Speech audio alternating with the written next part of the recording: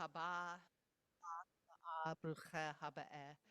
Welcome and blessings to everyone who is here for our 5784 fiscal year 2023-2024 annual meeting. And without further ado, our current president, Greg Berkman, is currently hopefully joining us, I think. Is here on Zoom, but also made some sentiments to share with us a few days ago. So if we could see that now, Jamie.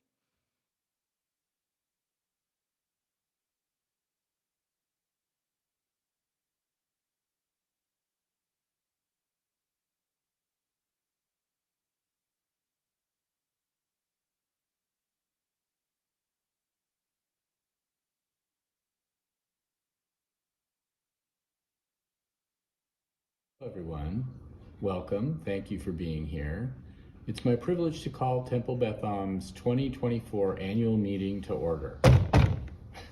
I'm sorry I could not be with you in person today. I'm happy to join you, though, as an online participant behind the little red light at the back of the sanctuary. We have some important business to conduct today. It's all normal things we do every year or two in the rhythm of business of our synagogue. We refresh the board with new volunteers, we approve the budget, and some years we may even amend the bylaws. I don't want to minimize the amount of time and effort that go into these normal things. It's huge, and we could not function with it's got to have the cat or the dog. It's just a little reminder of COVID times. It's a huge amount of time, and we couldn't function without the dedicated effort of our volunteers across the entire organization, as well as our professional staff and clergy. Let's take a minute while the cat is scampering around again to express our gratitude with a hearty thank you, a hearty Yasher Koach. Yasher Koach! I had two themes that I wanted to pursue during my reign of terror here, besides the normal operations of the synagogue, and I want to report out on some progress. First off, I wanted to shift our congregation towards more data-informed decision-making. And when I just had a broad idea that would be a good thing to do, and when I began discussing the topic with folks on the board, I was delighted to find out that among the members of the board, we had a subject matter expert who has the will and the tenacity to drive that project forward. That is the often talked about Project Bina, and it's a project with no finish line, but I think we've begun the cultural shift of seeking constructive feedback and processing it in an organized way that informs what we do with our limited resources. Stacy hates being recognized publicly for her individual efforts, so I will leave it at this. The Project Bina team, ably headed by Stacy Simons, is doing tremendous work. It's going to keep us relevant far into the future, so that's one topic that we've made some serious progress on. The second theme had a basis in our diversity, equity, and inclusion work. Within the construct of the bylaws, I wanted to change the minhag, the tradition of what the president of the board takes on as their personal commitment and personal responsibility. By spreading the responsibility among more people, more of the executive committee, more of the board, changing the expectation of some of the committee chairs and frankly some congregants, we could spread out that work to a broader group of individuals and give them the opportunity to participate in the lay leadership of the community. And to me, that sort of personifies the inclusion aspect of DEI. My executive committee did a terrific job of rearranging some of my responsibilities, so we were able to get the job done and done well, despite some personal health challenges that I had. And I'm confident that this shift is going to continue into the future to allow a much broader group of individuals to realistically see themselves in positions of leadership. So progress on that topic too. So thank you for listening, and thank you for giving me the opportunity to serve the needs of my community as your president for the last 2 years. I'm supremely confident in my successor, Gabby Charlton, and the terrific board. Great new additions that we're going to be looking at voting in later today. I know they're going to carry on serving and supporting our community in just a fantastic way. So I'm going to hand the virtual microphone back to Rabbi Ruth. Take it away, Rabbi Ruth.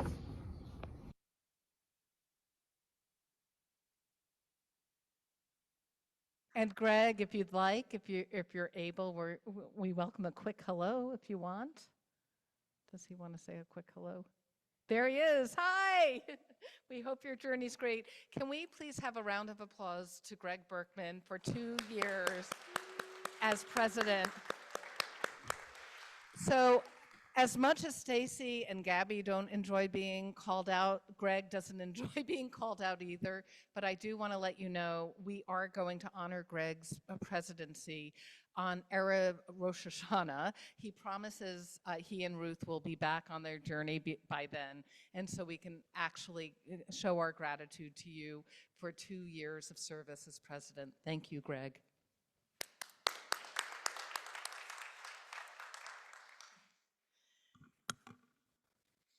And as Greg shared in that video, people describe synagogue annual meetings as just the business meeting of a congregation. We review the finances, the board slate, the controversies and successes of the past year, and we peek at what to expect in congregational life through the prism of the new fiscal year's budget.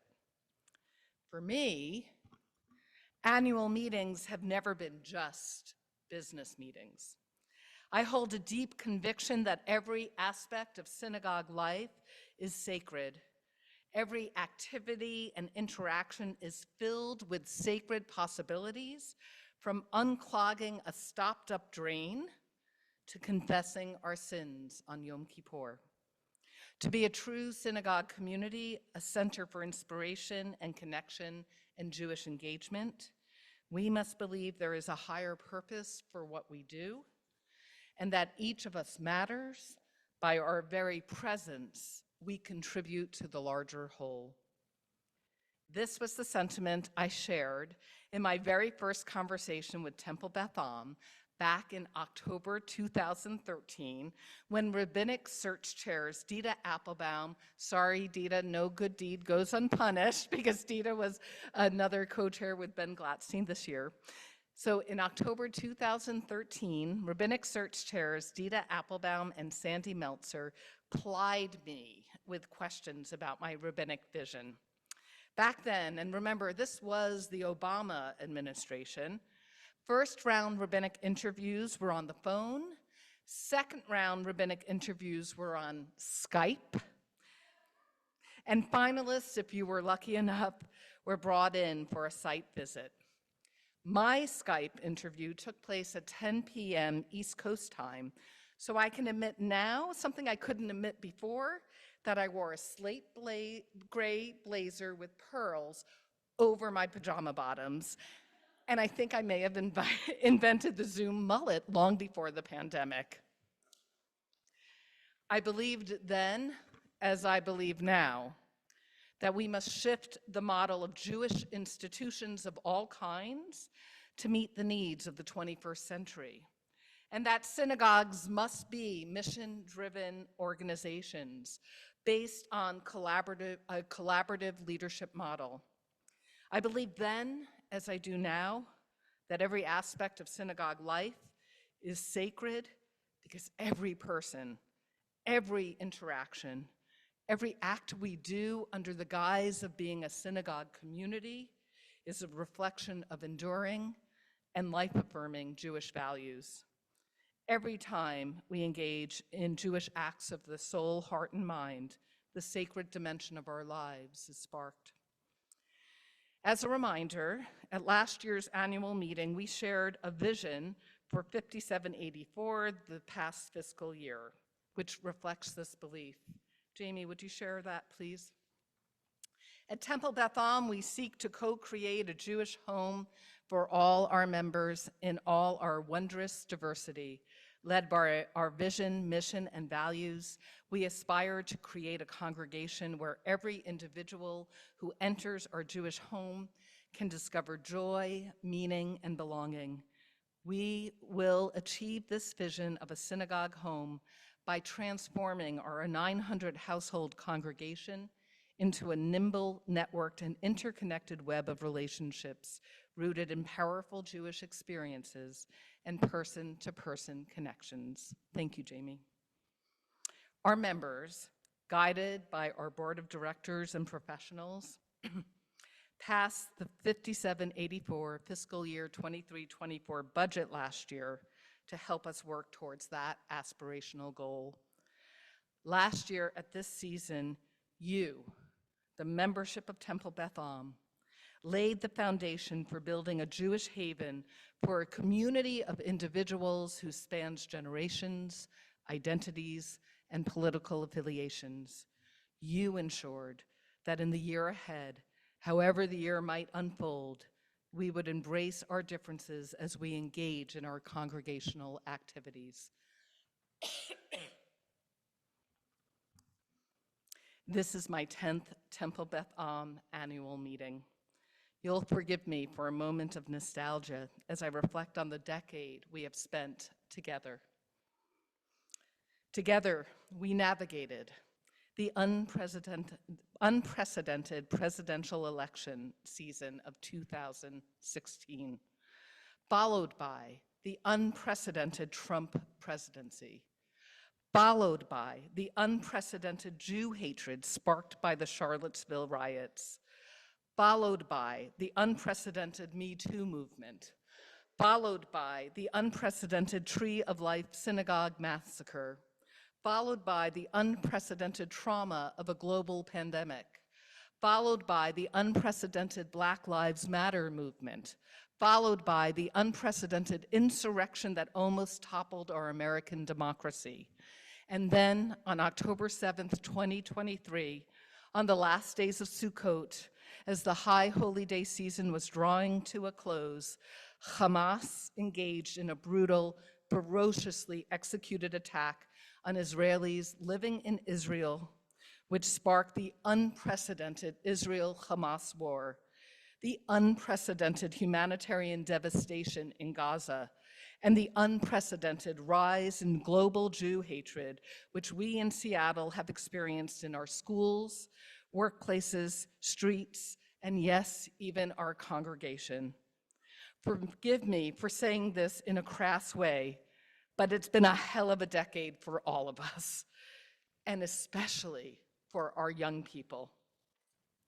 And a new election season is upon us, and the future remains uncertain. In the words of my grandmother of blessed memory, who was born in a shtetl outside Kyiv, oy vavoy. Of course, as senior rabbi, your physical, emotional, and spiritual safety has been my top concern, especially since 10/7, but it has not been my only concern. I also sought to ensure that we do not give up on our values as a pluralistic and progressive Reform synagogue. Our community has engaged in conversations about the war filled with nuance, compassion, and complexity. In November, from the moment we arose from Shilashim, the Jewish first month of mourning, we have used the vision you all embraced last year as our communal roadmap for moving forward. We incorporated prayers for the hostages and their families in our services, and for the Palestinian and Israeli civilians who lost their lives, their limbs, their hope. We've educated ourselves and our young people on the history of the Israel-Palestine conflict, and we've listened to each other as we parse our own complicated feelings about this war, hearing from people with whom we disagree, sometimes vehemently. We've listened to your concerns with a huge thanks to the Project Bina Committee. and we've offered resources for how to engage in heated conversations with school administrators and professional colleagues and loved ones around holiday tables. We've immersed ourselves in understanding systemic anti-Semitism that emerges on the left and on the right across the globe. We've partnered with like-minded Jewish organizations and synagogues, the other local reform and conservative congregations, T'ruah, a rabbinic human rights organization, Unacceptable, which seeks to save Israeli democracy from far-right government activists, and the New Israel Fund. From October 8th onward, my focus as your rabbi has been to ensure that we thrive by living and acting Jewishly. And indeed, so many of you seem to have deepened your own connections to Judaism and to one another over these last 8 months.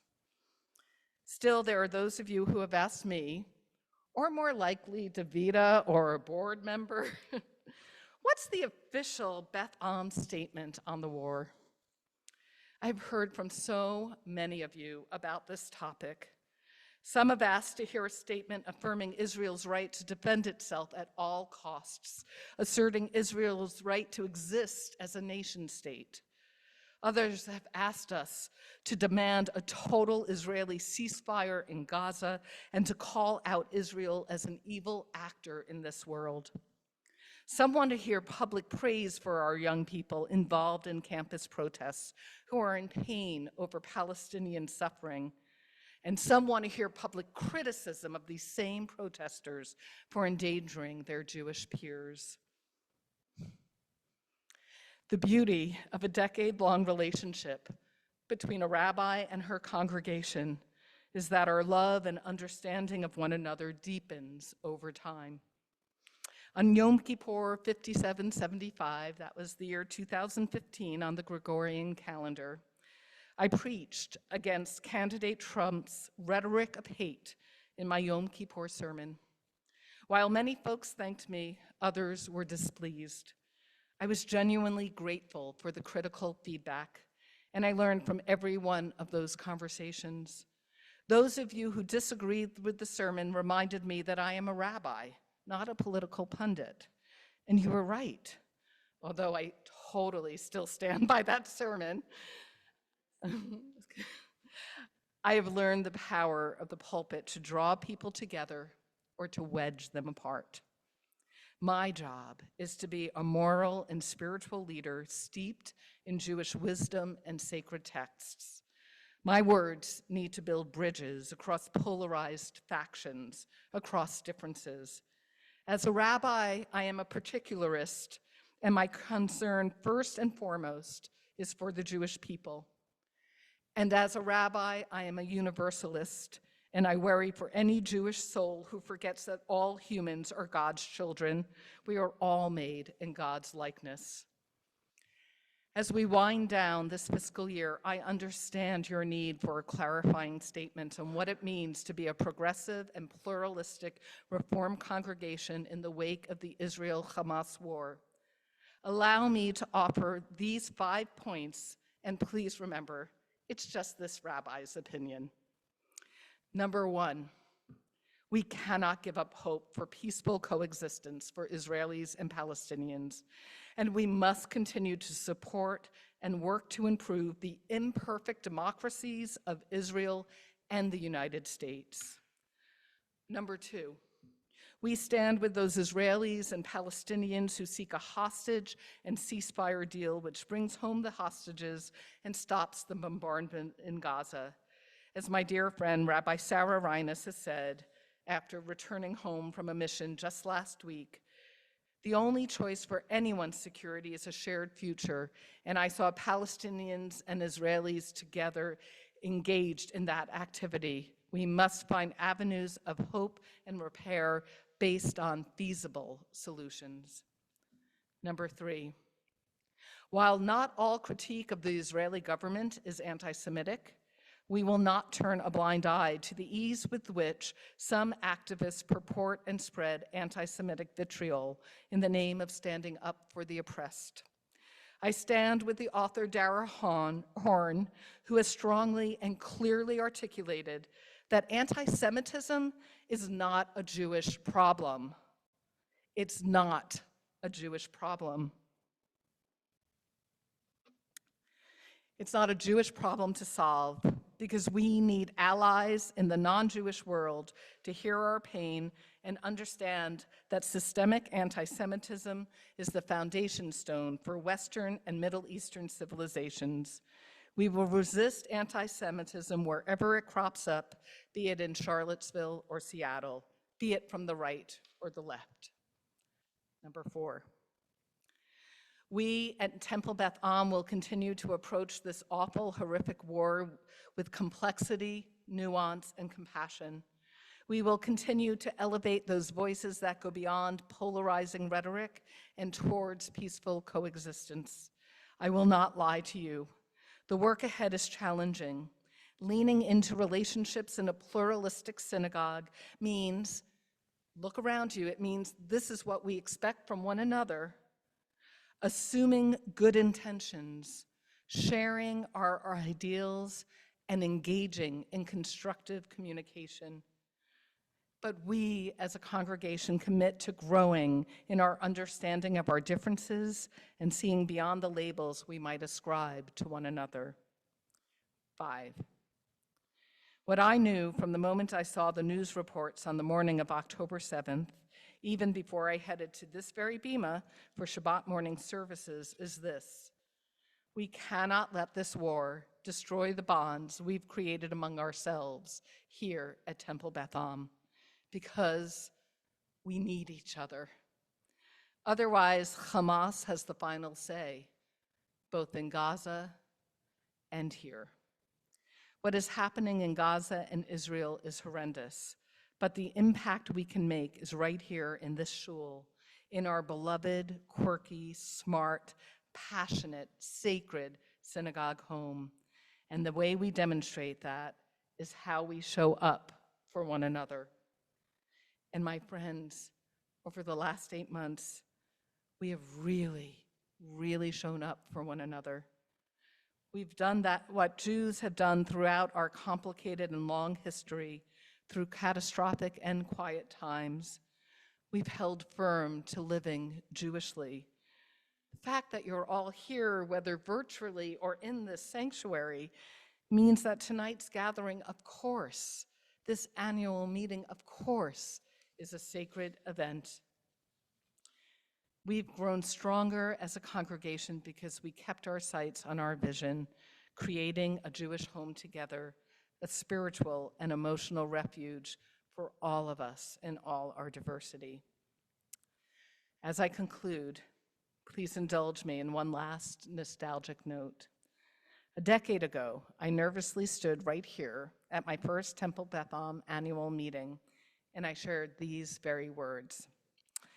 From its founding in 1956, Temple Beth Am has been like our matriarch Ruth, whose story of commitment to God and the Jewish people we read on the festival of Shavuot. Ruth acted with loving kindness, courage, and commitment, and a Jewish path to spiritual fulfillment and deeper meaning unfolded before her. And I concluded 10 years ago, these have been extraordinary times for Temple Beth Am. We had no idea how unprecedented the times would become.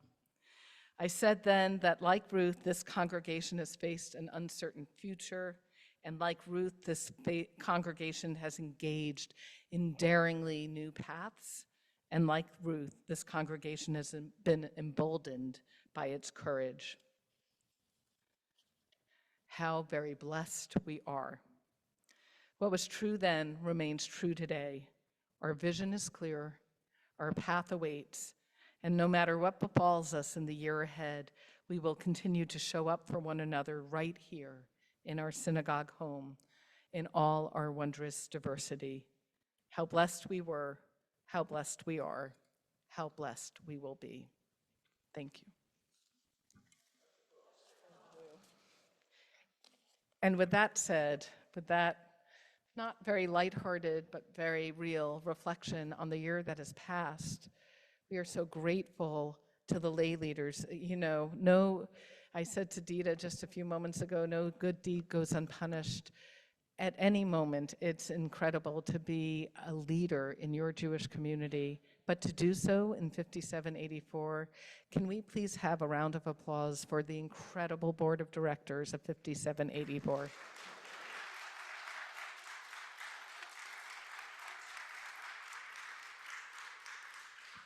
And now to let us know who's going to be leading us as we move into the unknown of 5785, it's an honor to invite our board chair for governance, Stephen Snyder.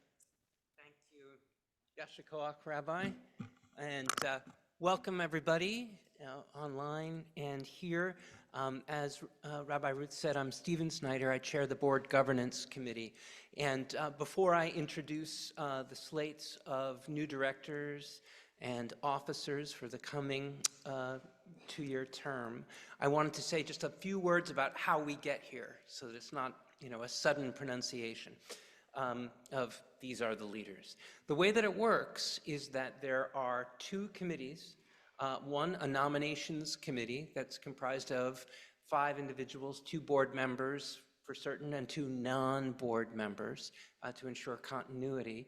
And there's also the Board Governance Committee. And those 2 committees work together in sacred partnership with professional staff and with the clergy to work on not just this moment, but to work on a leadership pipeline to support people who might be interested in a connection in a different way, in service, not just here you go, you're on the board, here you are, you're the synagogue president, but come join a committee, come join an activity.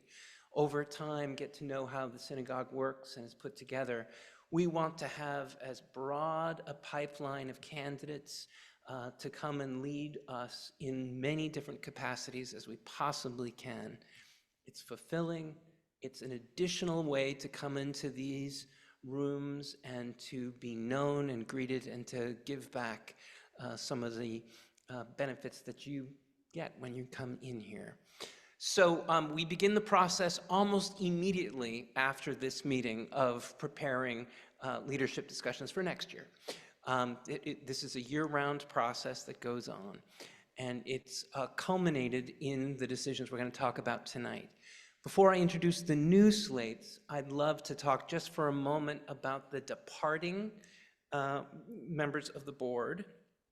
And I guess I'm not going to see the slides up there, so I'll see them on my phone, sorry. As we said, Greg Berkman, thank you very much for your service as president. He's exiting the board. And Ben Gladstein, our immediate past president, is also retiring from the board from this next term.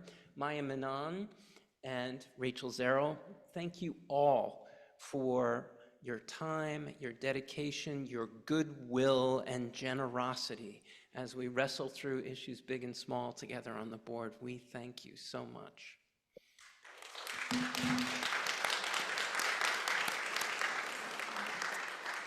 Okay, and now on to business. All right. First, there are existing members of the board who are changing roles. And the nominations committee proposes that our next president be Gabby Charlton, who has been vice president during the most recent term, that Stacy Simons of Project Bina fame become the vice president of the board, that Danielle Ellingston become treasurer, there you are, Danielle, become treasurer, and successor to TJ Stutman, who will be fulfilling his treasurer role one last time in just a few minutes, and Lauren Dudikov Young will be continuing as our secretary in the coming term. So, as a matter of formal business, this is a proposed slate, but I need someone to raise their hand and move this slate. Thank you. Thank you so much. Is there a second? There is a second. Excellent. Would all in favor, if you're at home on Zoom, you'll have the ability to vote. Technically, there's a voting slate. So all in favor in the room, please raise your hand. On Zoom, please vote. That's lovely. Oh, thank you very much. All opposed, please raise your hand. Is there anyone who's here who's abstaining from voting? Just need the count. I would say by universal acclaim that the slate of the officers is approved. Thank you very much and congratulations.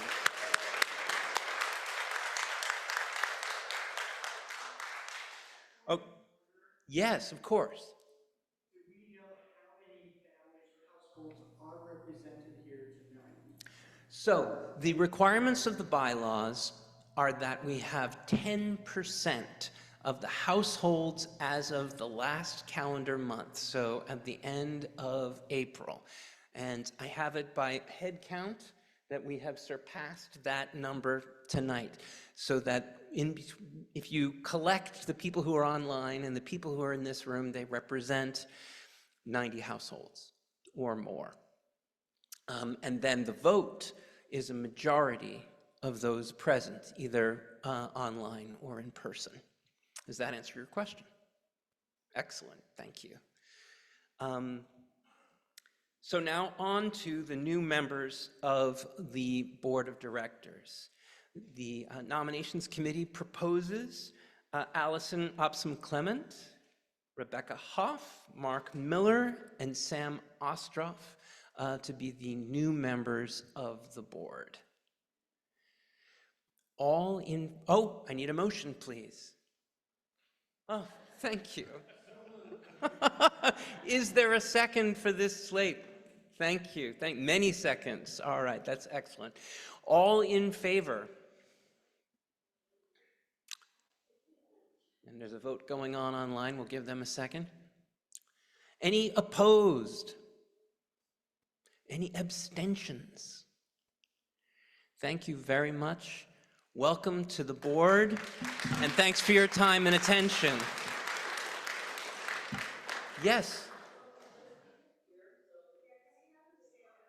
Yes, please. If you've just been appointed to the board, please. Welcome.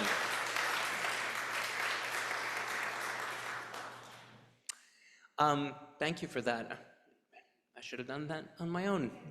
Board installation is on 14th. 14th, where you'll get to meet them and we'll get to officially thank our outgoing board members as well. Can you just repeat that for the folks on the... Absolutely. There will be a board installation on Shabbat, Friday night, June 14th.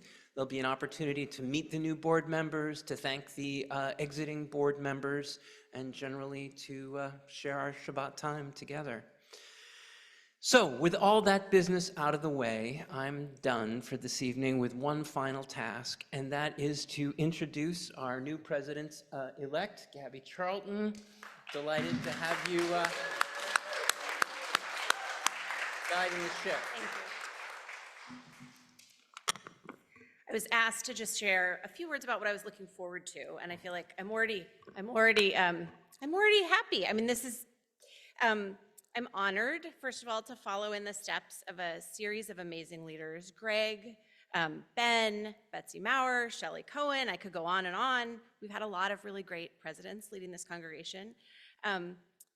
Some have said I'm really crazy for taking this on at the moment in my life, and while I might be just a little bit crazy, this community and our amazing board bring me such joy that it just, I don't know, I couldn't do anything else. I'm excited for us to get to focus on making service and leadership meaningful for everyone in this community. I'm looking forward to working with all of the folks stepping into leadership roles. As the board and incoming board members know, this past year we moved from having board roles and responsibilities to framing them as guidelines for meaningful engagement, which is truly what board service and any leadership at Beth Am should be. We have such a thoughtful and experienced group of board members. I can't say enough about all of them. As a whole, as a group, we are excited to continue fostering the member-to-member relationships that truly make this community so special, while also supporting our professional team and in helping achieve all of those sacred possibilities that Rabbi Ruth talked about earlier. I also just want to take this moment to I would be remiss if I didn't mention our fabulous Rabbi Search Committee. I know Rabbi Ruth mentioned them, chaired by Ben Glatstein and Dita Applebaum, who worked tirelessly to bring us through the search process. And we are excited to welcome Rabbi Laura in July. So thank you. And now I'm going to turn this over to Davida for the budget.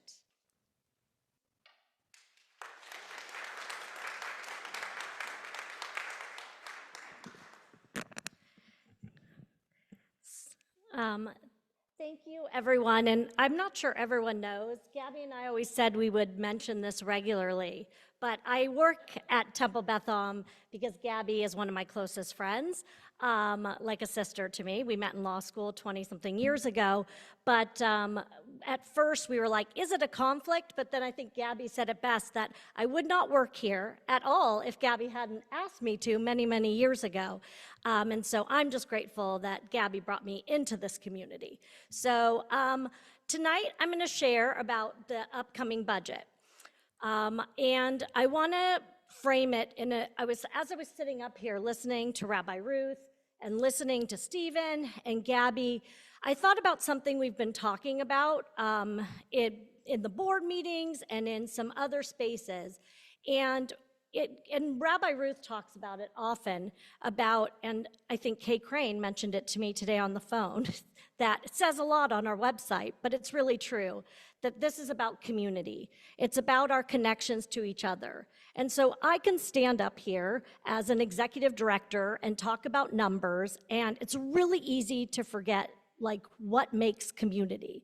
So of course we need the resources to have the building and the space for us to gather, maybe some nosh at a congregational dinner, or beautiful high holiday services with the music of Hava Morel coming up. Those are wonderful things, and that's what our finances allow us to do, to have wonderful rabbinic leadership and all of that. But the reality is the magic happens, I stole this term from Greg, there is treasure, but there is time and talent. The times that each of you put into, Diana Brement helping lead Minyan services, those of you on the board in service, leading committee, participating in a committee, being a shamashim, each time that you come and participate in your community, that is where the rewards are deepened, and that's how community is made. We are just creating the basket for which community can happen, but then we pass it all to you. And some of you may see me on occasion doing things that seem particularly weird, like I volunteer, teach 7th grade or 11th grade, or go on a retreat with the kids, but this is my community too, and that's my way of connecting with the community. And that's how it works, that's the magic. So these are the numbers, but it's really in the action and the engagement from all of you that we will have a sustainable and thriving community. So now on to the numbers. Last year I started with this, and thanks to Project Bina, I want to continue this a little bit about what do we know and what do we not know about how we will be sustainable in the long term. So we don't still know the role of these multi-access versus in-person programming, so it's hard to know exactly how we allocate our time, talent, and treasure. We still don't know why people remain members at different ages and stages. I'm sure everybody knows about the stories of people who leave after bar mitzvah or when they become empty nesters. And so the more we know about meeting people's needs at different ages and stages, the more we can make sure that their connection to the synagogue is meaningful. We don't know, as Rabbi Ruth said, the role of 10-7, Israel, anti-Semitism, on their people's relationship to their Judaism. And we don't know the role of early childhood care and religious education on Temple membership. It used to just be that people joined Temple for their child to get an education or to get into preschool. But that is not the trend nationally. And we don't know, if any of you read or heard, that we are the least religiously affiliated city in the country. We don't know the impact of the declining commitment to organized religion in general here in Seattle. What we do know is that last year I stood up here and talked about a realignment of our budget to meet Rabbi Ruth's vision, year one, of how we can move together as a Jewish home. And we increased our budget dramatically. And I had shared that it wasn't like a one-year leap. It was a pattern from multiple years that we needed to make up. And thanks to this community, you stepped up. And people gave generously, and we were able to meet some really ambitious goals. And so we're standing here today, being able to move forward without, concern that people really see the need to support their community. Our membership is remaining steady. Our enrollment in our religious school, GONE, is steadily increasing, which is, again, still not a national trend. In fact, it's been dipping dramatically year over year. Our SEED enrollment remains steady, and there is still a growing demand for in-person experiences. And the number one thing we hear from people as they join Beth Am or ask about engagement is they want to make or cultivate their relationships.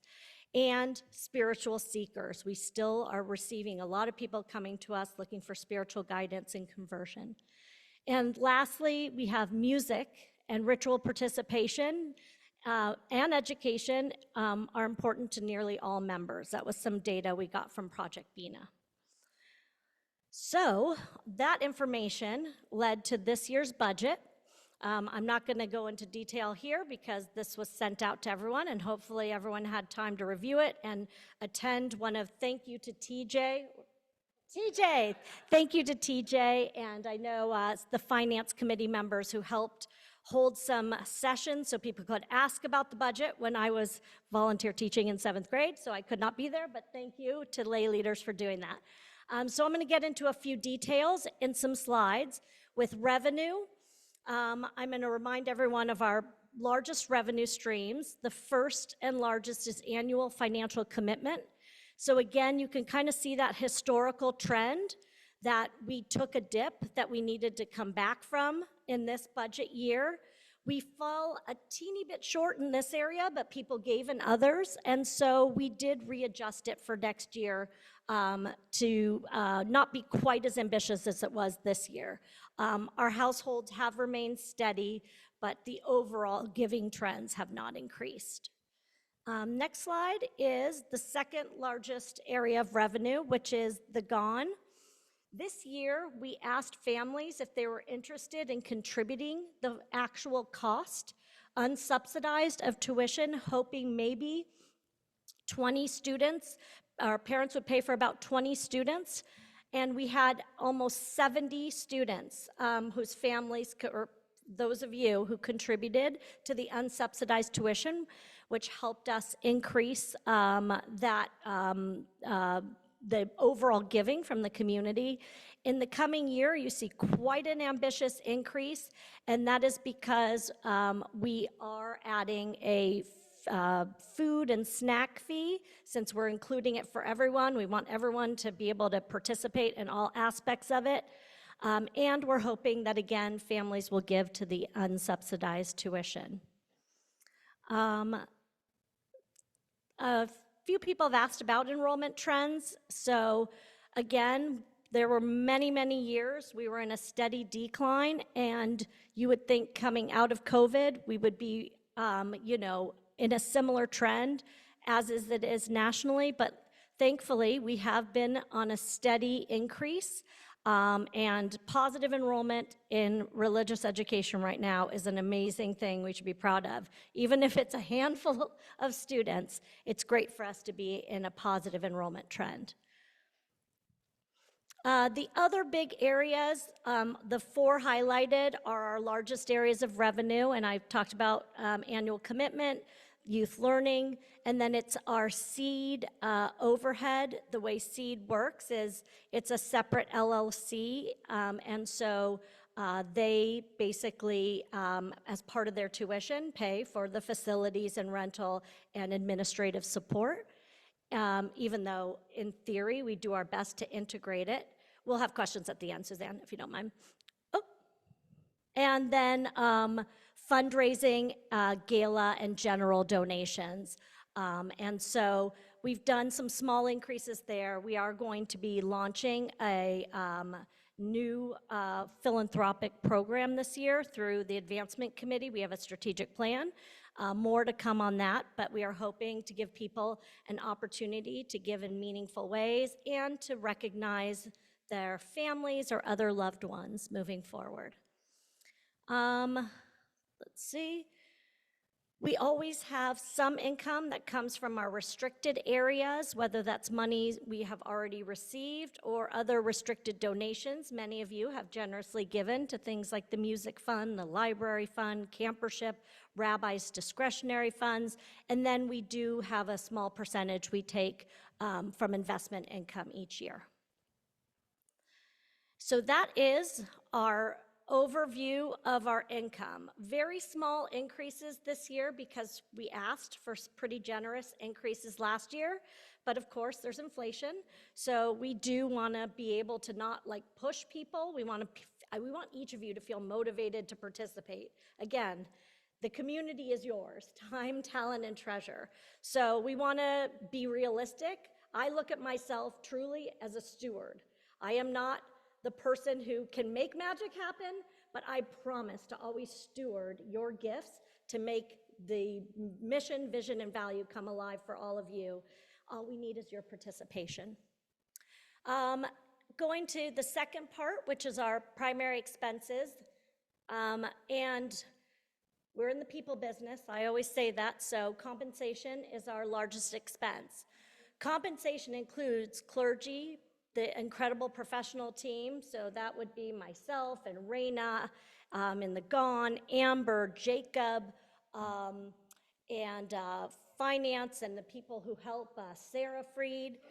Then we have our teachers in the GON, our madrahim in the GON, musicians, and we are going to be, music is very important in this community, which came through in our survey, so we will be investing in that in the coming year, more so than in previous years, and then professional development for all of those groups. And so you can see the increase is really pretty much a COLA increase.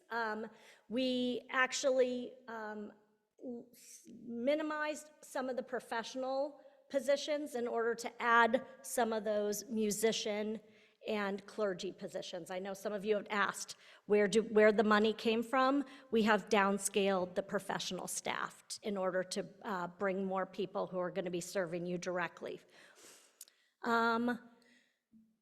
The temple programs and events, so that you can kind of see looks like a dramatic decrease in that. We actually came dramatically under budget while doing the things we really hope to do this year. Congregational dinners, the potlucks have gone very well. We actually are realizing that by leaning on the professionals we have in-house and the clergy and the musicians, we're able to do a lot more for a lot less. So what you see is over our spend this year, the 330, but we were way ambitious and didn't need that much this year, and we were able to meet our programming goals. And facilities is the other largest area. Of course, the building, the maintenance, and all of our safety and security features are in that area. The last piece is, if you are a pie chart person, these were sent out. We could skip the next one. Shows you revenue. Half of it is annual commitment. And then in compensation, it's about 70%, 75%. The budget, again, is up. I'm going to leave that up while I'm going to ask TJ Stutman to come up. We would ask, hopefully there's been a lot of opportunities for questions and engagement. We don't want to keep everyone all night, but if you have a pressing question or comment, please ask now, and we'll repeat it. I'd like to ask about lifelong learning. What is it? Why is it such an extreme difference?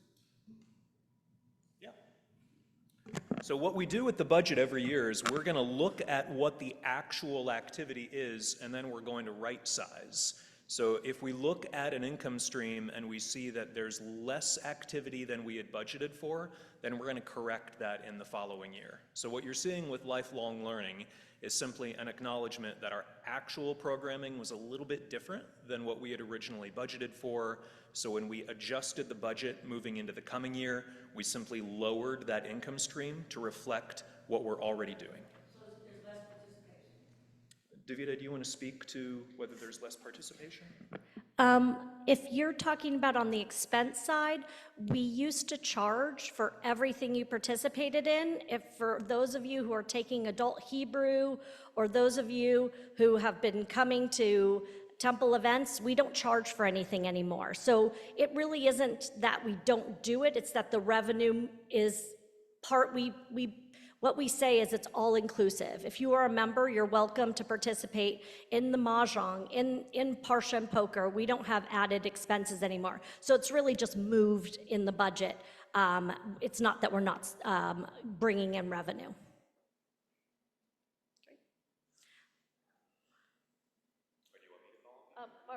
Sorry. Is that Norm?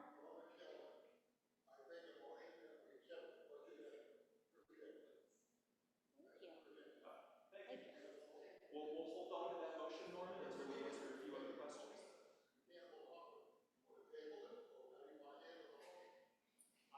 the motion for the time being, simply because I saw that there was another question. Oh, Second, now we can continue the discussion. all right, thank you. There was another Harris. question I thought I saw. Harris and Elizabeth. Elizabeth, What's remaining on our mortgage? there's about, Wait, can I just suggest, oh, yeah. please repeat the question? In the mic, and say the answer in the mic to the folks at home. Yeah, absolutely. The question was, what's remaining on our mortgage? There's about $1.5 million in principal that is left on our mortgage. And we refinanced, I believe, 7 years ago. So I can go into the particulars of when the refinancing of the mortgage will need to take place, but I think that's probably more information than you need. Online, there's a question, what is the sustaining amount each household is suggested in for the yearly commitment? So for the online question about sustaining, it was on one of the slides. It is 3,600 currently.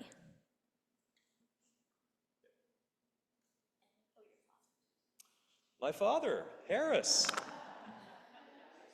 Bring it. I think it would be useful in future years if there was a third column that showed what the actual expenditures were, rather than including the budgeted items, and really what the expenditures were for the current year, so we could see kind of like what Jimmy was just saying about the, right side, well, actually, you were saying right side. But Yeah. it would be easier to see if there was a column with actual expenditures. Yeah, thanks. The suggestion is to have another column that shows the actual expenditures instead of simply the budget. It's a wonderful idea. The issue is that the current fiscal year hasn't ended yet. So any figures that we would put up there are going to include some amount of guesswork. And because we're in the budget business, we're talking about our plans. So we found it useful to show what was the plan, and then what's the plan for the coming year, acknowledging that the plan for the coming year is reflective of a lot of the actuals that we've seen. I'm sure TJ is happy for you to take it up with Danielle as treasurer.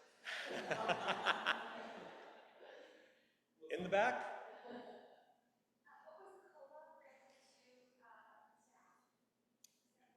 Sure, COLA for staff is 3%.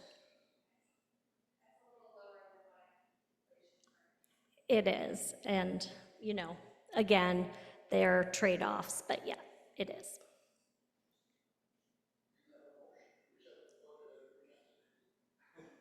Thank you, Norman. Kate, did you have one more question? I do have one more question. As a former faculty, when I hear about right-sizing staff, I worry about staff, and I worry about them being overworked, because we produce a professional staff in order to perform, the services and burden and everything. So I'm sure the board will be looking out to make sure that we are not stressing and overburdening our staff. I planted Kate in the back to say, right-sizing or downsizing in the professional realm to make sure we have more people directly serving from the BEMA and in Judaic roles. There could be a cost to people, which is why that time and talent and engagement from our community is really what's going to make us the most robust, thriving community and give you the best relationships to the community and your Judaism. Yes.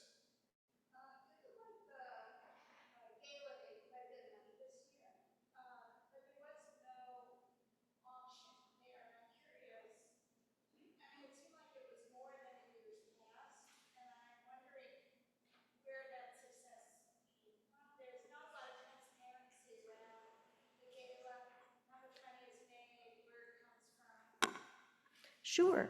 So thank you for asking. The question is about the gala did well this year, but there wasn't an auction, so it was surprising.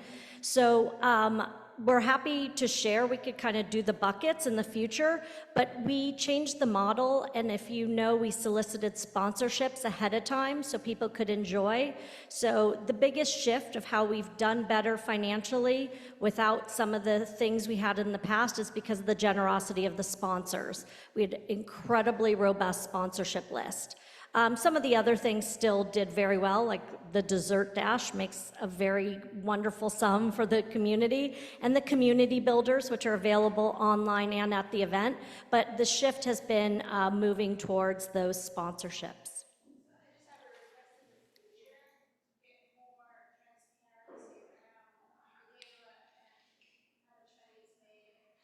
Yeah, absolutely. We can start sharing like the details in the good news is we can do that. The bad news is, I'm saying it now, we can't send that out a couple days after, so it might mean that you don't get the, you know, the information for a good month or so, but absolutely we can share that.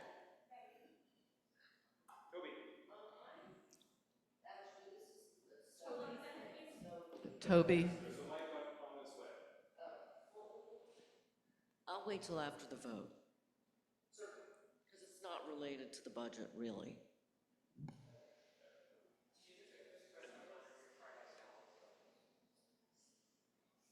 Are we required to have a balanced budget? No, there's actually nothing in the temple bylaws that requires us to have a balanced budget. So for example, the year that we are wrapping up, the fiscal year, we did not have a balanced budget.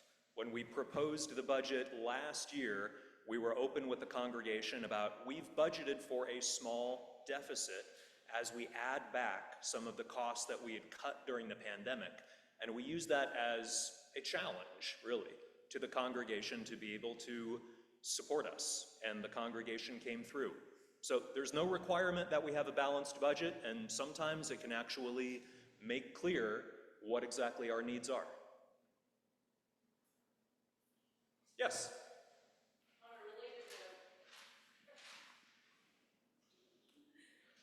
On a related note, what's the threshold for a reserve policy if the congregation doesn't close the gap? Yeah, that's a great question. And I like this question because it gives me an excuse to shout out Gary, who helped to develop our reserves policy a number of years ago, thanks to his amazing work on the Finance Committee. We have an operating reserve policy that says 25% of our annual budget should be held in operating reserves. And we currently meet that threshold. Yep.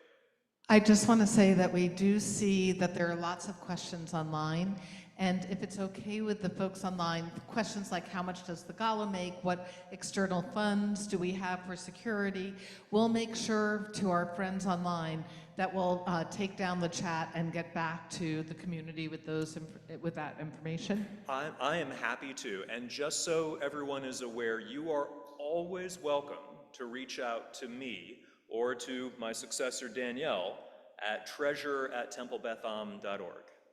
We are always looking forward to questions from congregants, and we try to be quick with helpful information. Yep. It would be great to understand how much of our congregation is subsidizing how much of our congregation.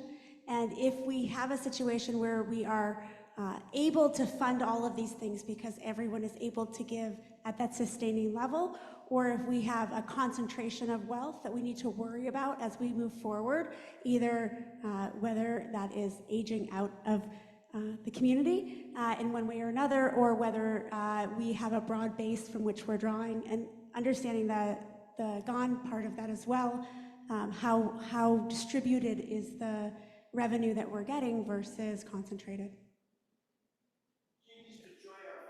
I was going to say, that's a very sophisticated question. We're going to put you to work. Thank you for the suggestion. I really look forward to considering that.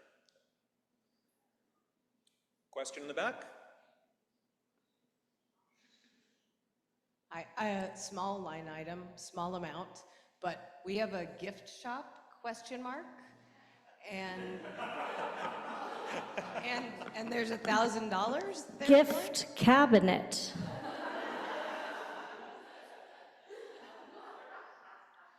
We do actually have a very small amount budgeted for the gift shop, but believe it or not, there is some income that comes in from the sale of Judaica and other items that we have for sale. As you can see, it is not a significant line item, but it does exist. Yeah, I have a question. I realize people want to move on, but this is the reason for tonight's meeting before we actually approve a budget. Can we have an answer to that question about how much subsidization is happening versus? We don't currently track membership in that way. What we currently track is how much people who resign were giving versus, so on our monthly report, we do show the dues from families who have moved or resigned and dues from new members. And the new member contributions have exceeded the resignation or moving consistently for the last couple of years while we've been tracking that. Currently, that's all we track. We don't, and I'm gonna give a little caveat why we really need to be careful about that, is that we use the term household, and I'll stand up here as a single mom. I don't reflect a household. I know some of you reflect a household in one way, and there might be a family of 5 or 6 in a household. So I just want us to be a little cautious that the way this is set up could lead us to make conclusions that aren't exactly aligned. I mean, it comes out of the 70s and 80s, and it's not necessarily what households look like today, particularly here in Seattle. So it's not something we couldn't look at in some way, but we do have to be cautious, just, in all fairness. All right. Okay. It just feels like there's something a little off for community-based lights and. Hey, the microphone is coming your way, so folks online can hear you. I'm just hoping in the future, as we consider staff increases, we are keeping up with the cost of living in this very expensive city. And it just feels a little off to me that we are trying to do a lot of things in community, build community, but I'm always going to be supporting our staff. And so I'd hope the board could consider that and prioritize that in future years, because it is very pricey to be here, and we don't want to lose our people because they literally can't afford to come to work.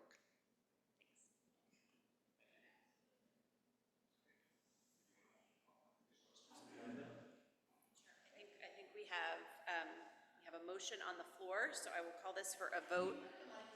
Oh, we have a motion on the floor, so I'll call this for a vote. All in favor of approving the budget as presented? I think you should see it online as well.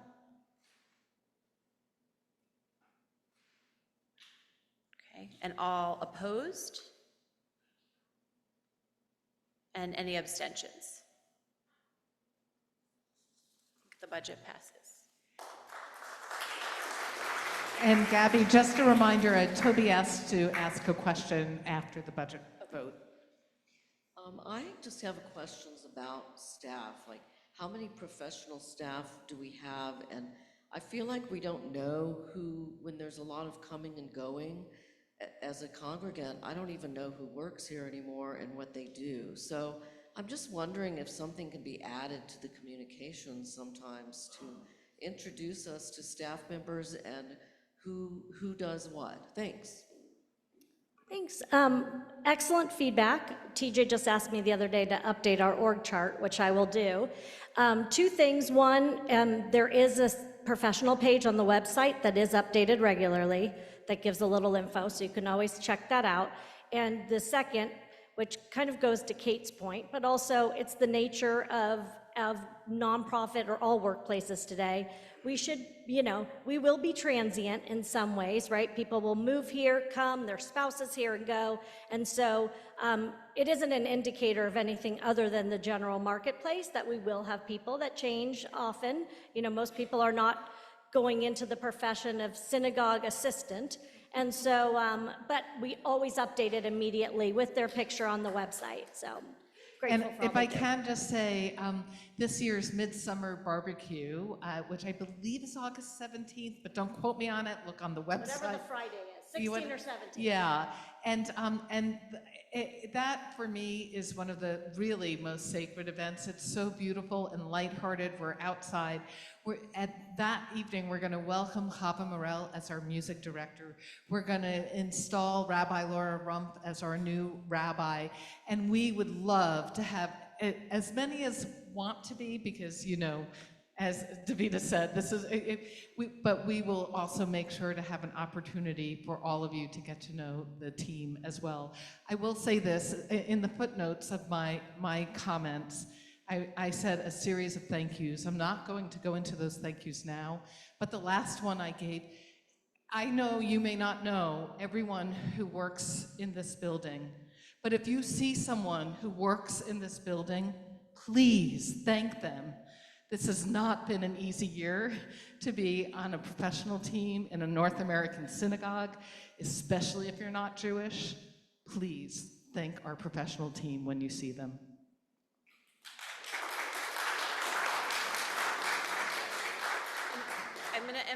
I'm inviting Stacy Simons and Lauren Dudikoff to come up. They are both obviously on exec, but they're also both on the evaluation committee. Thank you, Gabby. Well, we are really delighted to be here tonight to represent the Board of Directors, and we would like to recognize and celebrate a critical member of our staff and leader, Davida Sims. Due to her amazing contributions to our congregation and our community, we'd like to congratulate her on her promotion to Senior Executive Director.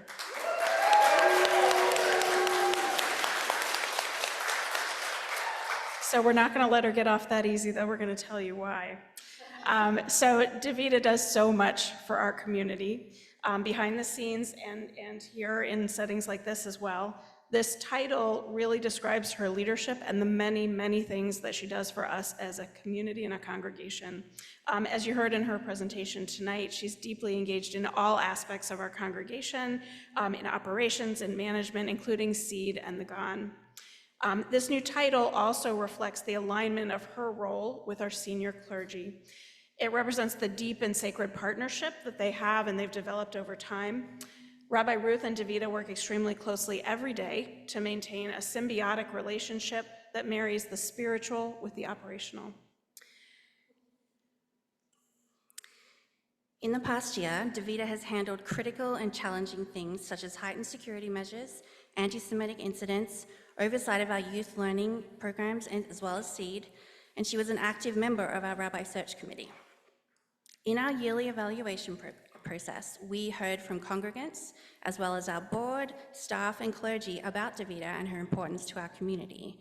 And I just wanted to read two quotes to you, which really do sum up everything we heard about Davida. She is brilliant, strategic, personable, welcoming, and deeply committed to her Jewish heritage and values. It is inspiring to observe her participation at board and committee meetings. Her direction is always grounded in TBA's core vision. And this from a community member. Davida's ability to plan analytically has enabled us to align our activities, events, and fundraising efforts with long-term goals and provide the community with meaningful experiences and a desire to give back. She is a passionate advocate for TBA's mission and understands that you must build strong relationships with staff and volunteers for us all to succeed.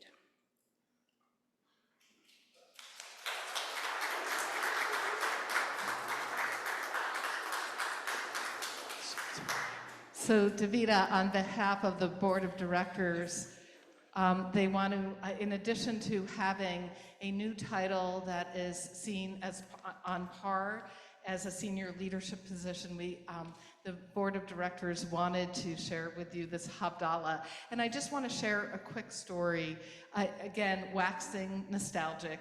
When I was interviewing here, Betsy Maurer, Sandy Meltzer, and Brian Rutberg took me into what was my office and shared with me some principles about what would be expected of me as the senior rabbi. And one of them was that the policies in our community was changing, and that both the executive director and the senior rabbi would report to the board. And the question asked of me was that okay? I was like, is that okay? That's the definition of a collaborative leadership model. And so it feels like the work that those leaders did a decade ago is coming to fruition now. And Davida, I know this is your worst nightmare where everyone is staring at you. But I want to say to you that you remind me it is not appropriate on the Jewish calendar whatsoever, but you truly remind me of Esther. And this moment, this Havdalah candle represents as Esther was Hadass. Esther was uncertain when she was Hadass, and then she was transformed into Esther, and she realized she was created for a moment such as this, that the Jewish community needed her leadership. May this Havdalah set represent for you that transformation. May you find in this job as our senior executive director your true vocation. May you feel this transition to be your life's calling. You are our leader. We are blessed. I'd like to offer these words of blessing. Yivarecha Adonai v'yishmerecha. Davida, you sustain and nourish us with the sacred wisdom and traditions of our people, teaching Torah to us and our children. May God bless and keep you. Yair Adonai panav elecha v'chunecha. You work alongside us to bring the light of justice and compassion into this broken world. May God always be gracious to you. Yisa Adonai panav elecha v'yasem lecha shalom. You bear witness to our lives, and you accompany us on this journey, and you help elevate us as we are a truly sacred Jewish home. May God always grant you peace. And let us say, Amen. And so we say Mazel Tov to you.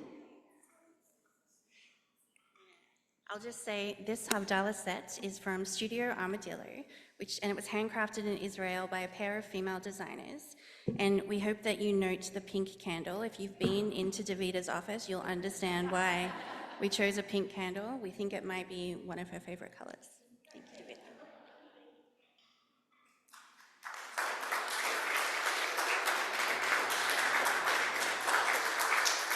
So it's not a proper celebration unless there's cake.